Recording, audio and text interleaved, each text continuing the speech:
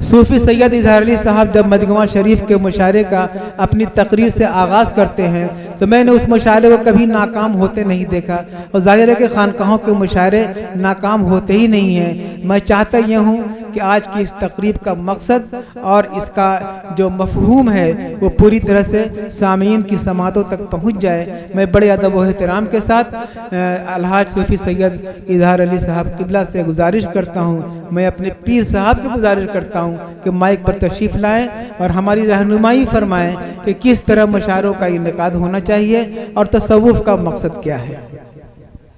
तमाम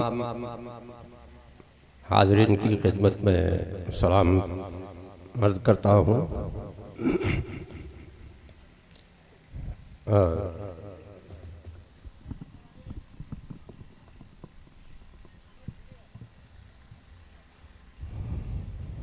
मैं अपने जद मोहतरम हज़रत सैयद शाह अब्दुल रहमान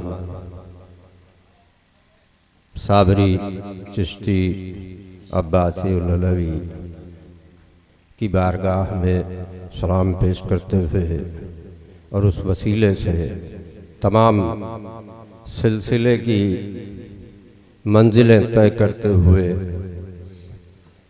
हज़रात हसनैन करीमैन मौला अब्बास मखदूम कायनात और शेर खुदा की बारगाह में हाज़री पेश करते हुए आका और मौला जनाब मोहम्मद रसूलुल्लाह सल्लल्लाहु अलैहि वसल्लम की बारगाह में सलाम पेश कर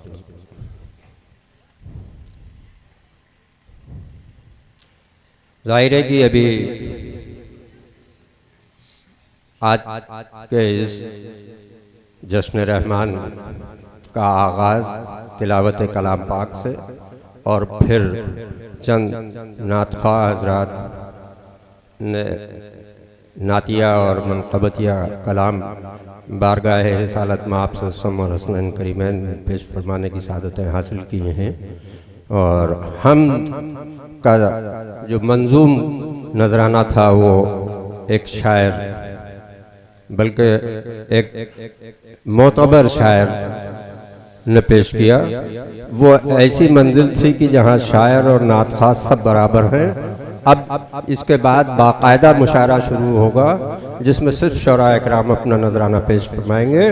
बहरहाल उससे पहले मुझे भी ये शरफ हासिल हुआ कि मैं कुछ बातें आज की इस महफिल के लिहाज से जश्न रहमान के सिलसिले में तसव्वुफ़ के बारे में मैं आपसे कुछ अर्ज़ कर सकूं, कुछ बात कर सकूं। तो मुझे सबसे पहले देखना ये है कि जनाब रसूल अकरम सल्लल्लाहु ताला अलैहि वसल्लम जो हमारे पहले नबी और आखिरी नबी, अब इसके बाद कोई नबी नहीं आएगा। शुरू से आखिर तक सिर्फ एक ही पैगाम अल्लाह ने अपनी तख्लीक तक अपने किसी नबी के ज़रिए इस दुनिया में भेजा ताकि उसकी मखलूक अपने पैदा करने वाले को पहचान सके। और जिसने पैदा किया है दरअसल वो ही इबादत के लायक है। तो जो पैदा करने वाला है उससे लोग मुतारिफ नहीं हैं। उसका तारुफ कराने के लिए हर दौर में किसी न किसी एक नबी को इस दुनिया में माबूस किया गया और उसने अपने हिसाब से अल्लाह के हुक्म का जो भी पैगाम था वो पहुंचाया। और उस सिलसिले में हर नबी ने ये खुशखबरी भी सुनाई कि आखिर दौर में उसका सबसे प्यारा, उसका सबसे न्यारा एक दोस्त जो दोस्ती में भी बेमिसाल है, जो नबूवत में भी बेमिसाल और बेनज़ीर है, वो तशरीफ़ लाएगा। और उसके बाद फिर कोई नबी इस दुनिया में तशरीफ़ नहीं लाएगा, लेकिन उस नबी की नबूवत और उसकी रिसालत पूरे तौर पर चमकती और दमकती रहेगी, उसके लिए उसने विलायत का दरवाज़ा खोला और विलायत के सुपुर्द ये काम भी किया कि वो उस तबलीग को, वो उस पैगाम को उसकी मखलूक तक पहुँचाते रहें जिस विलायत का मुंबा हज अली शेर खुदा आलम करमल्लाहु वजहुल करीम है। ये फरमान मुक़द्दस अल्लाह के रसूल ने फरमाया और ये मंशाए इलाही थी और आप दोनों की तख्लीक एक नूर से अव्वल हो चुकी।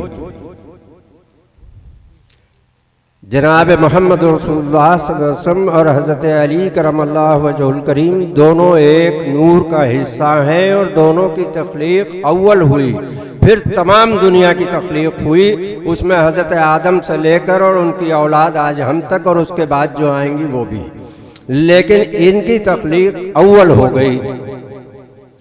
इस बात को सिर्फ उन लोगों ने बेहतर अंदाज पर समझा कि जो अल्लाह के दोस्त हैं, जो अल्लाह के दोस्त हैं। मैं किसी पर कोई कमेंट नहीं करता हूँ, हर शख्स की अपनी अपनी अक्ल है, अपनी दानिश के एतबार से, अपने इल्म के एतबार से लोगों ने समझा। लेकिन विलायत एक ऐसी चीज़ है कि विलायत में उसे अपना का कोई मामला नहीं है, वो मजहर है खुदाई का। वली मजहर है खुदा का, हालांकि तमाम इंसान मजहर खुदा है, क्योंकि उसने तख्लीक की हर इंसान की अपनी सूरत पर, यह एक अलग बात है। लेकिन उसने जो विलायत का मकाम रखा है वो बेसिकली लोग समझते हैं कि नबी बड़ा है, हम भी मानते हैं कि नबी बड़ा है, लेकिन जब आप पोर्टफोलियो के हिसाब से देखेंगे तो मकाम विलायत बुलंद है बिनिस्बत नबूवत के।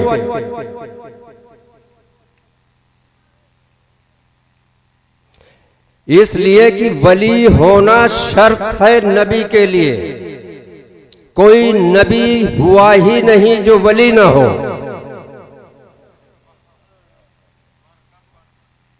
अल्लाह ने अपने दोस्तों को मरातिब दिए और किसी को किसी पर फजीलत दी, लेकिन ये सब उसके दोस्त हैं। जो दोस्त है वो ही नबी भी हुआ। अगर आप इस्लामी तारीख का मुताला करें तो एक वाक़या मिलता है कि जनाब इब्राहीम अलैहिस्सलाम के साथ दो वाक़यात सुन लें, बात समझ में आ जाएगी कि जब आपको आग में फेंका जा रहा है, झूले से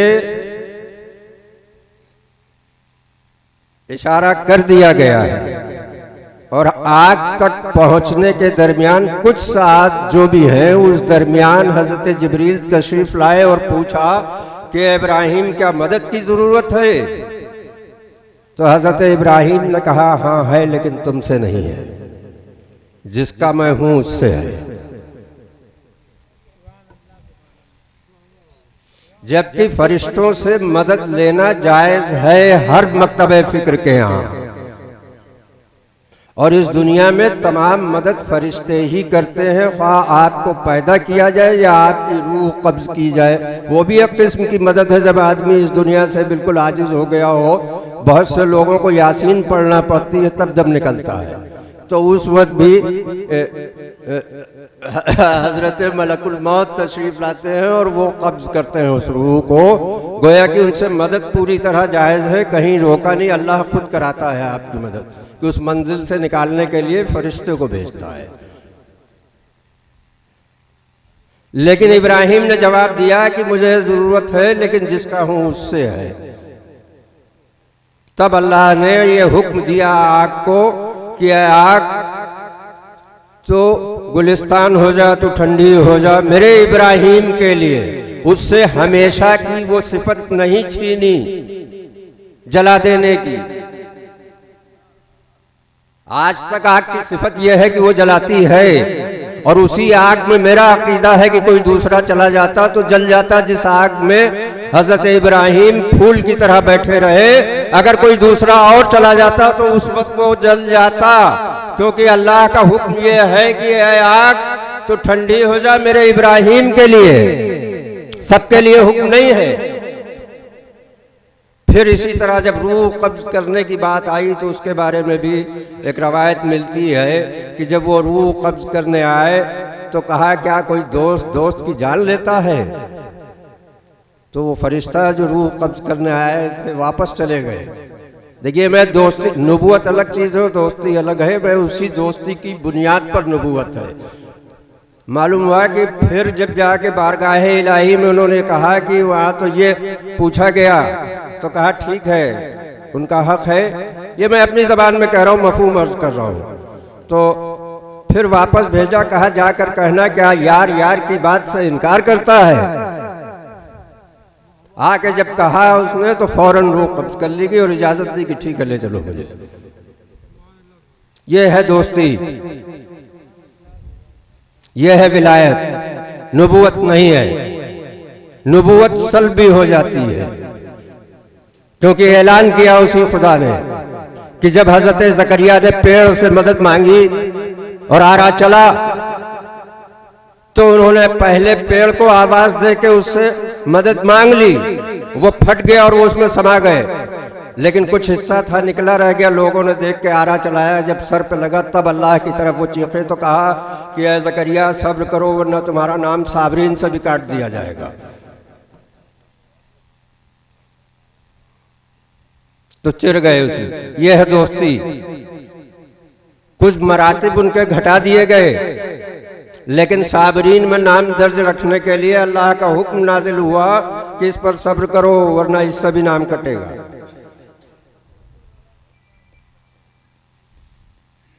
अब उसके बाद बात आई ये, हमारे यहाँ एक अख्तलाफ है थोड़ा सा, मेरा किसी से अख्तलाफ नहीं है, इसलिए कि मैं समझता हूँ कि उनकी समझ की जो मंजिल है वो अलग है, लेकिन समाज में एक बात मौजूद है।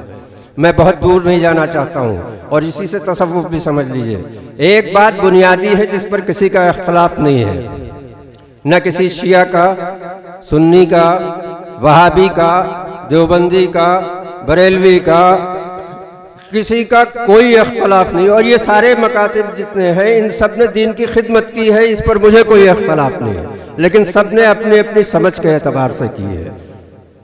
किसी को इग्नोर नहीं किया जा सकता है। लेकिन इससे एक बात ये कहना चाह रहा हूं कि अख्तलाफ है, जिसके पास जो कुछ था उसने उस हिसाब से समझा,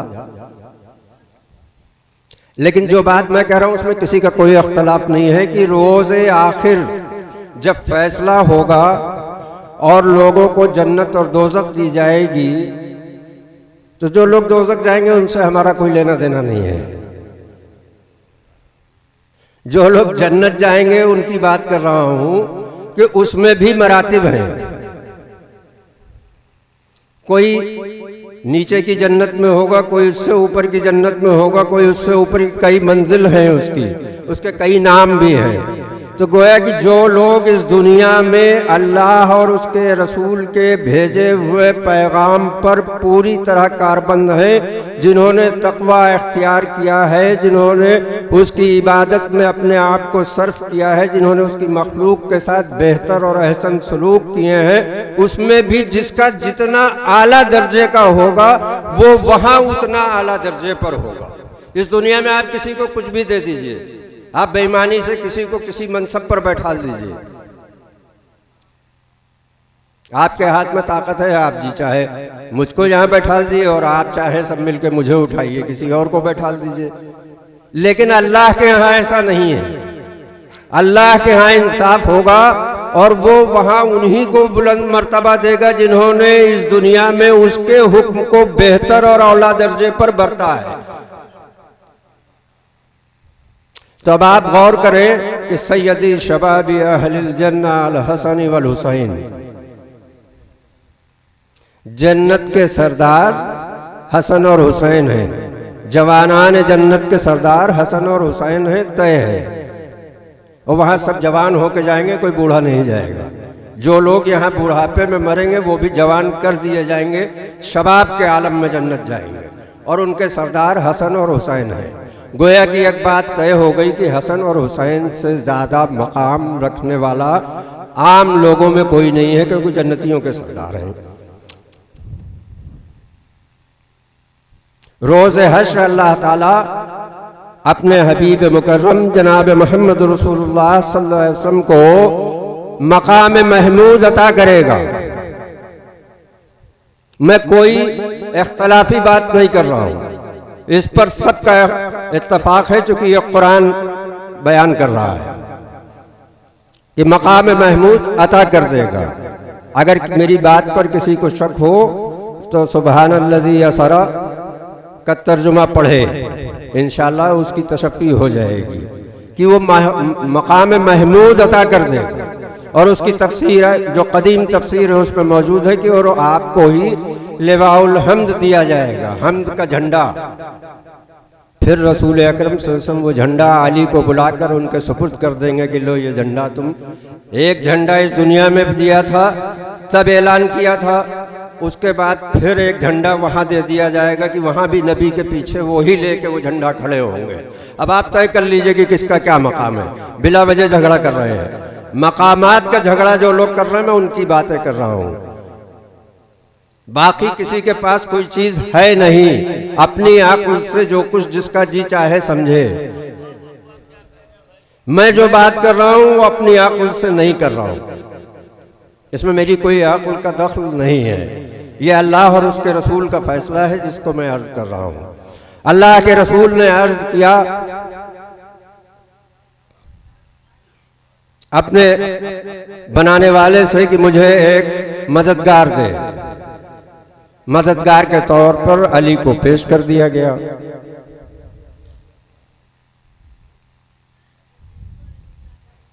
अब फिर नौबत आई कि इसकी सनद मिल जानी चाहिए कि कैसा मददगार। जंग खंदक आई। जंग खंदक में जब अब्द बिन उद जो 100 आदमियों से, बल्कि कुछ लोग कहते हैं तारीख में कि 1000 आदमियों से एक वक्त में लड़ने की ताकत रखता था, उसने सलमान फारसी की तजवीज़ पर खोदी गई खंदक जो बहुत चौड़ी थी, आम आदमी को पार करने का कोई सहारा नहीं था, अपने घोड़े की एड़ पर वो फांद कर आ गया दूसरी तरफ और उसने बदतमीजी के साथ ललकारा। तब मेरे आका ने आवाज दी, तमाम लोग मौजूद थे, तमाम जानिसार मौजूद थे, किसी ने उससे लड़ने की हिम्मत नहीं की। लोग जानते थे उसको, जो कि सब उसी अरब के लोग थे। जब कई बार कहा गया तो किसी तरफ से एक आवाज आई कि ये ऊंट के बच्चे को एक हाथ पे रख के सर से नचा के फेंक देता है। हर बार अली खड़े होते और हर बार रसूलुल्लाह सल्लल्लाहु ताला अलैहि वसल्लम आपको बैठाल देते थे। लेकिन आखिर वो वक्त आया कि जब कोई नहीं निकला तो अली को ही इजाजत दी। मैं जो कहना चाह रहा हूँ ये सब बातें अपनी जगह पर। फिर मेरे आका ने अपना अमामा सर पर रखा। अली के ये मुस्तनद किताबों की रवायत है जिसे हम सहासित्ता कहते हैं, उसमें मौजूद है कि अपना अमामा, नबूवत का अमामा अली के सर पर है। अगर किसी के सर पर हो तो वो मुझे कोई सनद पेश करे। अपना अमामा उतार कर दिया, सर पर रखा और कहा कि अब जाओ। और जब आप फातेह होके एक बार में वापस आए तो फिर ऐलान किया कि मेरी उम्मत की कयामत तक की तमाम नेकियां, ऐ अली तुम्हारी इस एक ज़र्ब का मुकाबला नहीं कर सकती है, तुम्हारी इस एक ज़र्ब का मुकाबला नहीं कर सकती। मेरी उम्मत की तमाम नेकियां, पूरी उम्मत की। अब उसके बाद जिसकी जो भी तहकीक है मैं नहीं जानता। मैं जो अर्ज कर रहा हूँ सहासित्ता से ही अर्ज कर रहा हूँ और रसूलुल्लाह सल्लल्लाहु ताला अलैहि वसल्लम का पैगाम और उनका हुक्म नश्र कर रहा हूँ। हमारी समझ कहीं ना कहीं कमजोर है। मुस्तनद रवायत मौजूद है कि कोई एक शख्स आबिद हो, तक़वे वाला हो और वो रोजे भी रखता हो, बहालत रोजा दुनिया की सबसे मुक़द्दस तरीन जगह खाने काबा में मौजूद हो और खाने काबा की सबसे मुक़द्दस जगह कि अगर वो मकाम इब्राहीम पर मौजूद हो और सबसे अव्वलीन इबादत, सबसे अहम इबादत की वो नमाज में मशगूल हो और नमाज का सबसे अहम रुकन की सजदा बहालत सजदा हो, और अगर उसकी रूह परवास कर जाए और उसके अंदर अली का बुग़्ज़ है तो जन्नत की बू नहीं सूंघेगा, वो जन्नत की बू नहीं सूंघेगा। मेरा ख्याल है कि जो फ़िक़्ह के मसले हैं उनमें सबसे ज़्यादा सख्त इमाम अहमद बिन हम्बल हैं और उनकी मुस्नद में ये सही रवायत मौजूद है इमाम अहमद बिन हम्बल के यहाँ कि वो जन्नत की बू नहीं सूंघेगा। तो कहीं ना कहीं मेरे समझने में कुछ ना कुछ तो फ़र्क है।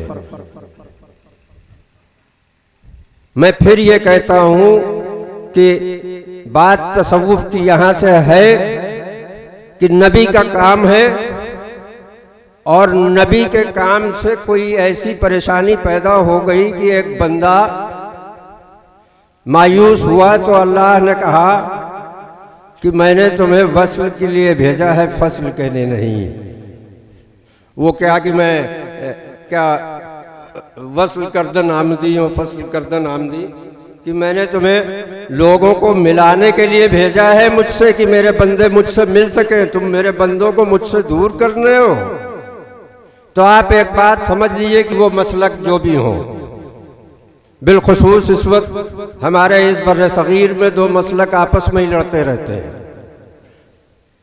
अल्लाह ने नबियों को माबूस किया कि वो लोगों को ईमान दे, लोगों को इस्लाम दे, और उनकी वरासत का दावा करने वाले लोग, जो लोग ईमान पा चुके हैं बफैज़ ख्वाजा मोइनुल हक मुहिद्दीन चिश्ती अजमेरी, उनकी नस्लों के लोगों को वो काफिर बनाते हैं।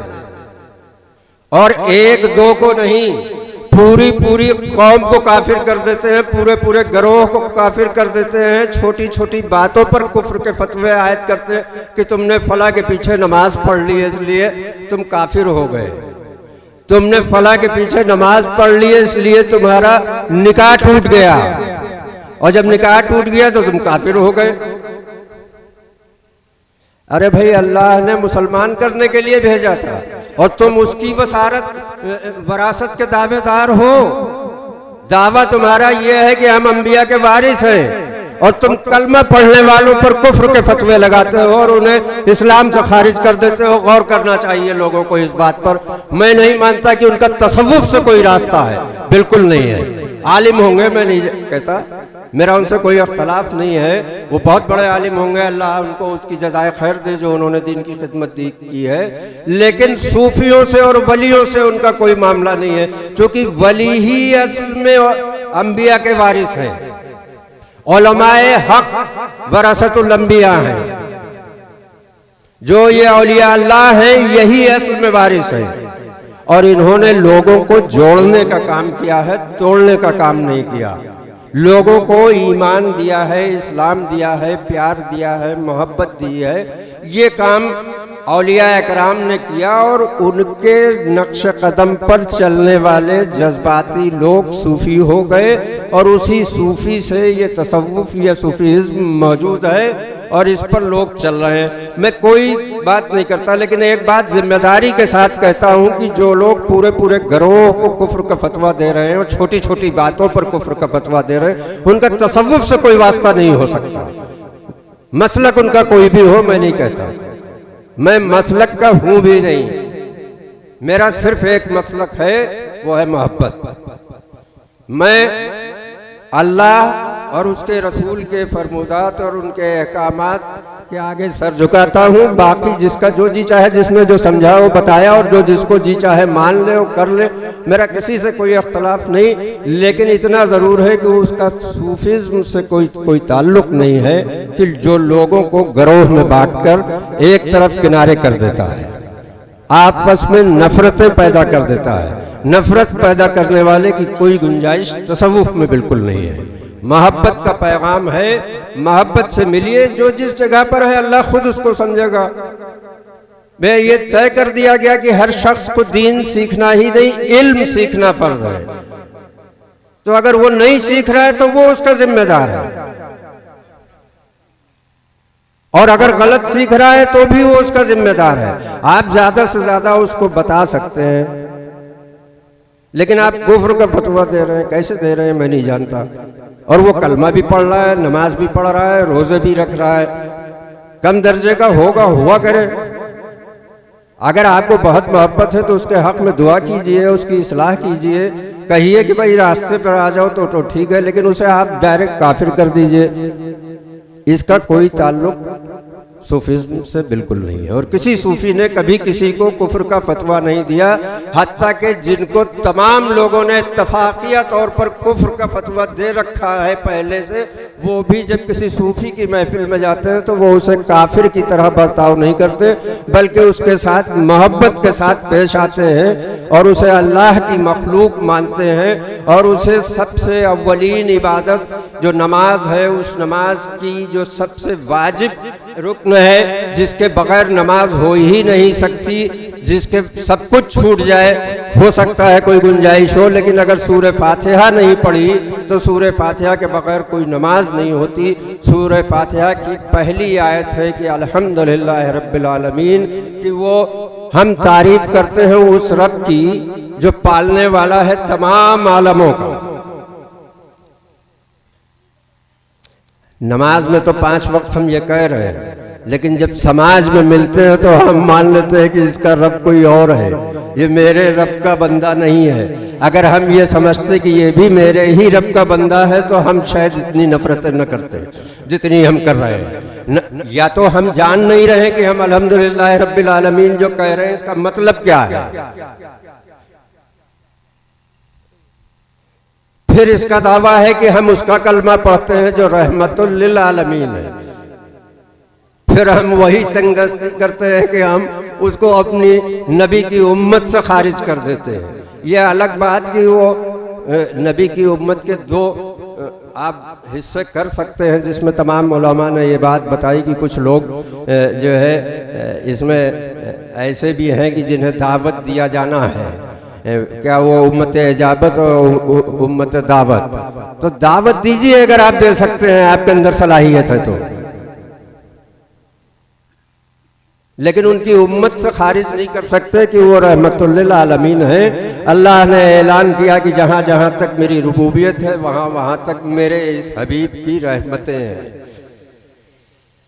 अल्हम्दुलिल्लाह रब्बिल आलमीन व मा अरसलनाका इल्ला रहमतल लिल आलमीन। आप इसको पढ़ लें, समझ लें, हमारे कहने से न माने। जहाँ जहाँ 18,000 आलम की तस्दीक विलायत में औलिया इकराम के यहाँ मौजूद है। बार बार मैंने पढ़ा कि 18,000 आलम दिखाई दे रहे हैं, यानी कि 18,000 आलम तो हैं, अब इससे कुछ ज़्यादा और भी होंगे, कुछ उनसे भी छुपा होगा।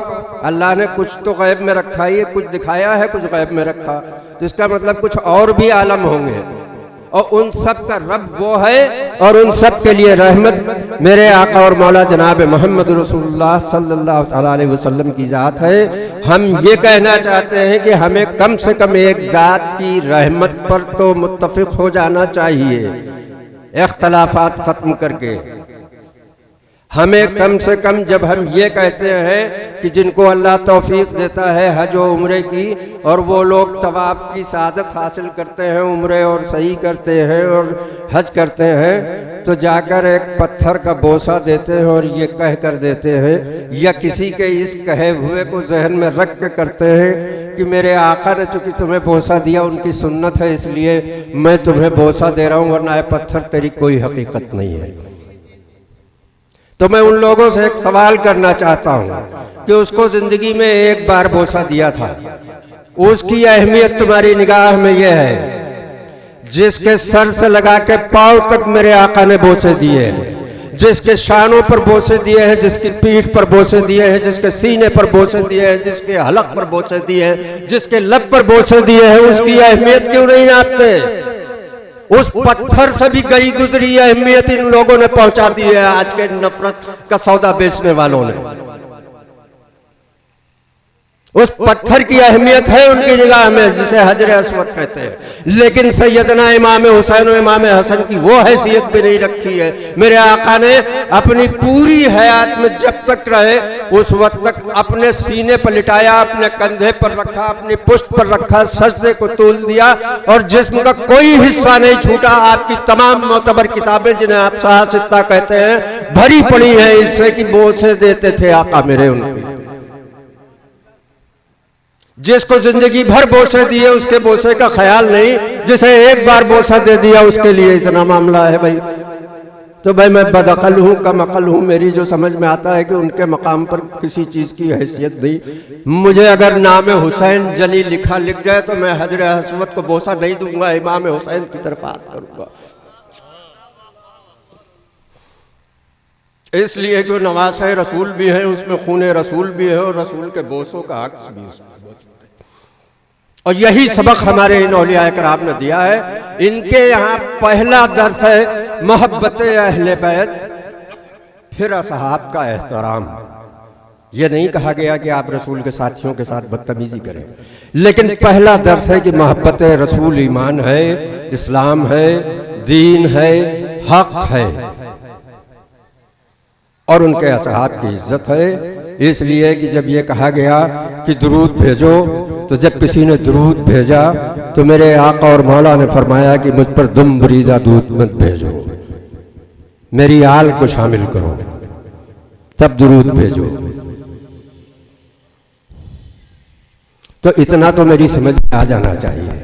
दुरूद शरीफ बहुत सारे हैं, इससे ज़्यादा फजीलत किसी की नहीं, लेकिन एक दुरूद ऐसा है कि जिसको सब मानते हैं, जिसको हम नमाज में पढ़ते हैं और ये रसूल की ज़बान से बताया हुआ दुरूद है। उस दुरूद में हम पढ़ते हैं अल्लाहुम्मा सल्ली अला मुहम्मद व अला आले मुहम्मद कमा सल्लैता अला इब्राहीम व अला आले इब्राहीम इन्नका हमीदुम मजीद। अल्लाहुम्मा बारिक अला मुहम्मद व अला आले मुहम्मद कमा बारकता अला इब्राहीम वाला आल इब्राहीम इन्नका हमीदुम मजीद। मैं नहीं समझ पाता कि 5 वक्त के वो नमाजी जो नमाज में दुरूद पढ़ते हैं उसकी आल पर, और जब सामने मामला आता है तो कहते हैं नहीं ये अलग है, इनसे भी मोहब्बत हम कर लेंगे, लेकिन इनको जो तरीका है वो ये। अरे भाई अक्ल पर जोर दो यार कि तुम्हारी उस नमाज में तुम दुरूद पढ़ते हो उसकी आल पर, उसका तरीका क्यों नहीं अपनाते हो जो कहा गया। रसूल ने कहा है कि मैं तुम्हारे बीच 2 मजबूत चीजें छोड़ता हूं, एक अल्लाह की किताब और एक मेरी अहले बैत। 2 ही चीजें अहम हैं, अल्लाह और उसका रसूल। उसने दोनों में से एक शियार दिया, अल्लाह की तरफ से उसकी किताब और अपनी तरफ से अपनी अहले बैत, और कहा जो इन दोनों को मजबूती से थामे रहेगा वो हरगिज गुमराह नहीं होगा। हत्ता के कुरान और अहले बैत एक दूसरे से जुदा नहीं होंगे कि ये हमसे हौज़ कौसर पर आकर मिलेंगे। ये जमानत किसी की नहीं ली है मेरे आका ने। ये अलग बात कि ये हदीस शरीफ हमको पढ़ाई कम जाती है, सुनाई कम जाती है, लेकिन ये भी सहासित्ता की सही हदीस है, अपनी रवायत के एतबार से भी, अपने तुर्क के एतबार से भी ये तवातुर से मौजूद है, लेकिन हमको कम सुनाया जाता है किसी न किसी सियासत के नज़र। तो दीन में सियासत है, हमने सियासत में दीन रख दिया है। ये बड़ी अजीब बात है। अल्लाह इससे हमको बाहर निकाले और इन सूफिया इकराम के रास्ते पर चलने की तौफीक अता फरमाए, दिलों को मोहब्बत की तरफ गामजन कर दे कि हम मोहब्बत के साथ लोगों के साथ जी सकें, अल्लाह के बंदों को मैं अपना समझ सकूं कि जिस रब को मैं मानता हूं, जिस रब का मैं बंदा हूं, उसी रब का ये भी बंदा है। तो जो मोहब्बतें हम चाहते हैं उससे वही मोहब्बतें हम उसको भी दें, तो इंशाअल्लाह तमाम फ़ज़ा हमवार हो जाएगी। मैं फिर इसी के बाद इतनी ही बात कहता हूँ कि सूफ़ियों का पैगाम यही है, औलिया इकराम का पैगाम यही है। जिस जगह आप मौजूद हैं, हज़रत शाह अब्दुर्रहमान साबरी चिश्ती अब्बासी अलवी का भी पैगाम यही है कि आप आपस में मोहब्बत करें, बंदों से मोहब्बत करें, आप अल्लाह तक पहुँच जाएंगे। उसकी मखलूक से मोहब्बत करें। आप किसी शायर के शेर पर दाद दीजिए, आप यकीन कीजिए कि वो आपसे मोहब्बत करने लगेगा। वो शायर, आप उसको खाना न खिलाइए, वो गुस्साएगा, इधर उधर कुछ कहेगा, लेकिन जैसे ही आप उसके शेर पर दाद देंगे वो भूल जाएगा कि इसने मुझे खाना नहीं खिलाया था। क्यों? वो उसकी तख्लीक है। जब आप उसकी तख्लीक की तारीफ करेंगे तो वो अपने आप उसका खालिक आपकी तरफ रुजू हो जाएगा। आप अल्लाह की मखलूक से मोहब्बत करें, इंशाअल्लाह अल्लाह आपसे मोहब्बत करने लगेगा। और मेरा सिर्फ एक मकसद है इस दुनिया में आने का कि उसने सिर्फ इसलिए पैदा किया है कि हम उसको राज़ी कर सकें। नहीं पैदा किया जिन और इंस को सिर्फ इसके लिए कि वो मेरी इबादत करें। इबादत का मकसद उसको राज़ी करना है। तो इबादत इससे अच्छी क्या हो सकती है कि हम उसके बंदे को मोहब्बत से अपना कर ले, हम उसके हो जाए, वो हमारा हो जाए, अल्लाह राज़ी हो जाएगा। हमारी बात हो सकता है कि सख्त हो कहीं कहीं, लेकिन मैं ये जिम्मेदारी के साथ कहता हूं कि जितनी बातें कही हैं, अगर आप इन्हें घर जाकर सोचेंगे, यहाँ बैठकर भी सोचें, ये मैं यहाँ के लिए मना नहीं कर रहा हूँ, लेकिन घर जाकर आप जब सोचेंगे तो इंशाल्लाह मैं ये समझता हूँ कि आपको, शर्त यह है कि आप किसी चीज़ से पहले से मुतासिब होकर न सोचें। आप बिल्कुल आज़ाद होकर सोचें, अल्लाह के बंदे और रसूल के उम्मती होकर सोचें, बाकी चीज़ें किनारे कर दीजिए। दो चीज़ें हैं, अल्लाह का बंदा हो जाए और उसके हबीब के उम्मती हो जाए, और फिर सोचें तो इंशाल्लाह मेरी सारी बातें आपको अच्छी लगेंगी, वरना कुछ गरा तो है। खुदा हाफिज़।